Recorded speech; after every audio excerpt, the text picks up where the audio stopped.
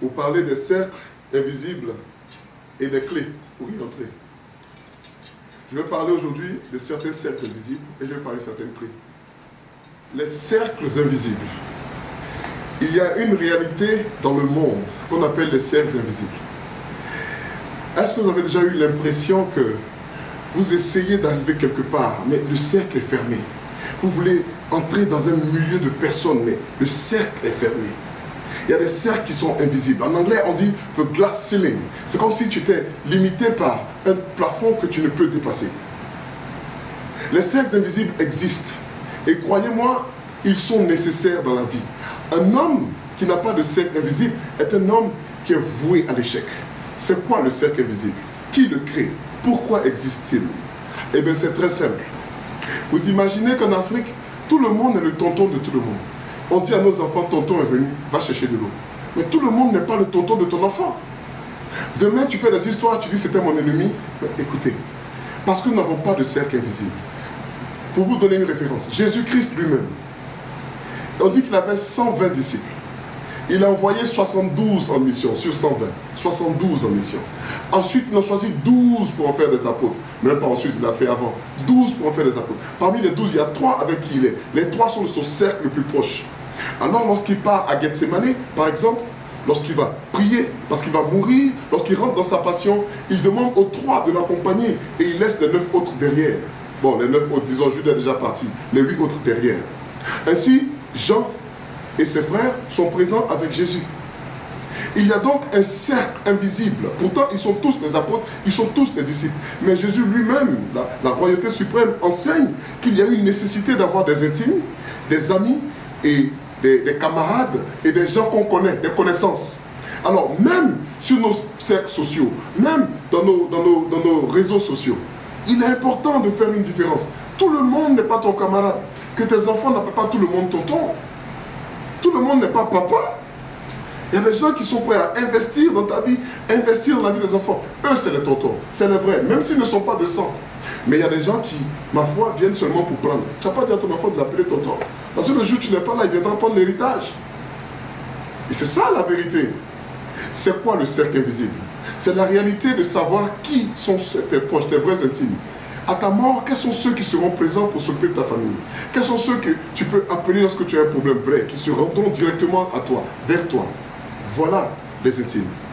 Les amis, c'est toute autre chose. Ce ne sont pas des intimes. C'est vrai que parmi les amis, il y a des intimes, mais les amis, c'est un groupe de personnes avec qui on peut socialiser. Et puis d'ailleurs, tout le monde ne peut pas être ton camarade. Tout le monde ne peut pas être ton ami. Tu peux aider certaines personnes, mais tout le monde ne peut pas être ton ami. Et parmi les amis, encore une fois, il y a des amis proches, il y a des amis éloignés qu'on appelle des camarades. J'ai fait l'école avec des amis. Ils ne sont pas tous mes intimes. Maintenant, les réseaux sociaux, il y a des gens qui nous contactent de partout dans le monde. D'accord, ils font partie de notre cercle d'amis, mais ils ne sont pas nos intimes. Ils ne sont pas notre famille. Ils ne sont pas les 12, ils ne sont pas les 72. Ils sont peut-être les 120. J'espère que tu comprends ce que je suis en train de dire, mon frère. Je veux véritablement que tu saisisses que tu ne peux pas ouvrir ton cœur à des personnes qui, à la fin, tu diras, ce sont des ennemis. Ce sont des erreurs à ne pas faire. Même si Jésus a mis Judas avec lui, le jour de sa mort, il a bien fait comprendre à Judas, bon, maintenant c'est ton temps, vas-y. Voilà, mais il ne faisait pas partie d'ailleurs des 3 intimes. Lorsque Jésus est entré dans la maison pour guérir la jeune fille, il n'a pas pris tout le monde. Il a demandé encore aux 3 intimes. Judas n'y était pas. Alors, il est important d'avoir des cercles invisibles. Mais lorsqu'on est confronté à des cercles invisibles, comment y entrer? Il faut ce qu'on appelle des clés. C'est les clés qui permettent d'entrer dans des cercles invisibles.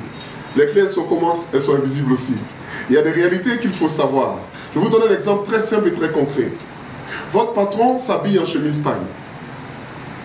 Lui-même, ses patrons sont en chemise pagne. Vous venez tout le temps avec des tricots au boulot. Et vous vous étonnez que la promotion, on la donne à votre ami et non pas à vous. Comment pouvez-vous rentrer dans un cercle si vous ne vous identifiez vous-même pas à ceux qui sont dans le cercle? Je reprends. La patronne, elle porte toujours veste, chemise et veste.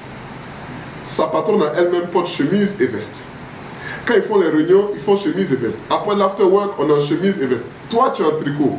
On a écrit dessus voter quoi ADG, ADGO, quelque chose comme ça.